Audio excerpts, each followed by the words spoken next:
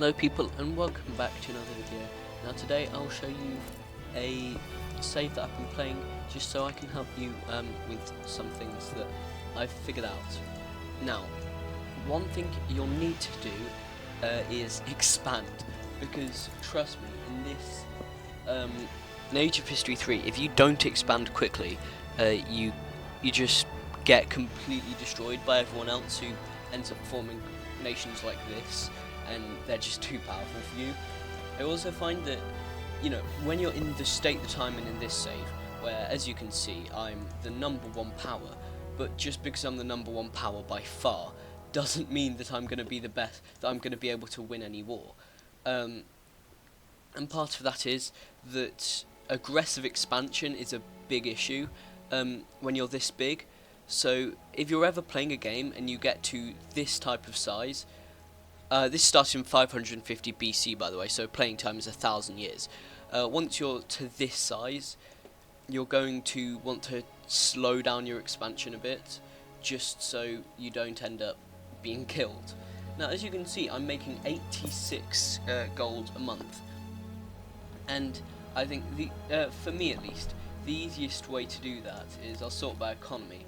As you can see, I've got loads of big economies, and the easiest way to do that, if you look here in Istanbul, the capital, is that we've got farms, food markets, workshops, armories, windmills and paper mills, and markets actually. But what you'll want to do is, let's go to, I think, a county that I haven't built up yet. There's not many.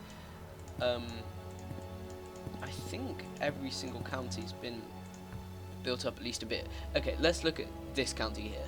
What you'll want to do is obviously when you start off the game you don't have access to all of this, but what you want to do is get workshops, markets and food markets to me work very well together.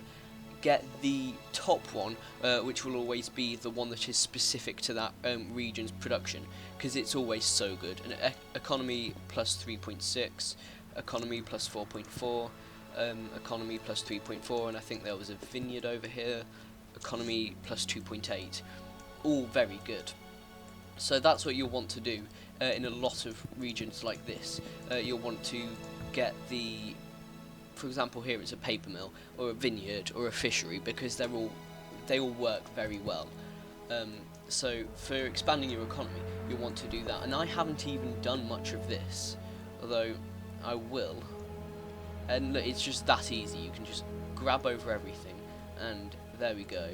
And that'll massively expand the economy just by doing that. And as you can see, it's 520 AD, and I'm earning 90, and I've got all the way to researching tax office now.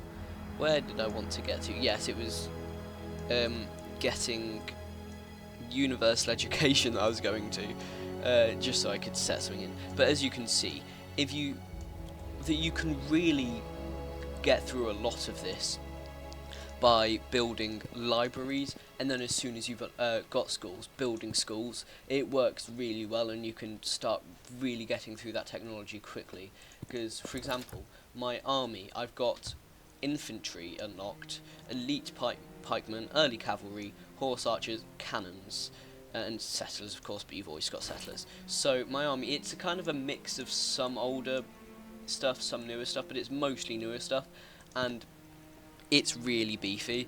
If I look here, unlocked technologies 29 to 22, 73 regiments limit to 41, while if I look to here, 26, 29, so I do have more unlocked than anyone else, and part of that is just building as many libraries as you can. So yeah, I would always recommend that. I haven't even built the Hagia Sophia yet. That's interesting, but I ended up finding that missions can be quite helpful. As soon as you've got these, I would recommend doing them, because they can just help with little events that are quite good. Keep an eye on your events, because I've missed quite a few, and then I only realise as it's like 2 days left and I miss it. But honestly, to me, Rivals have not seemed that important. I've not it to me it's not absolutely necessary to have a rival, so I've just kind of only done it when it's realistic and it helps. But also, you need to find an ally, because everyone gets an ally in this. Alliance, alliance, alliance. Maybe this doesn't have an. Oh no, sorry, that's me. So yeah, alliance, alliance. Everyone has an alliance, so you're going to have to watch out for that, because with armies there is a set size that I think there's a base size that they can have, which means that obviously one big country still doesn't have an army as big as 2 or 3 medium or little countries, just because of how it works. So also these, I've not actually used them loads, but I have used them in some other things, and of course they can be quite helpful. You look at this and it increases the maximum amount of gold. You can get a regiment limit, so now I can that is a massive army. I forgot about that, to be honest, but as you can see, it's all very helpful. But so that's what I've found out so far.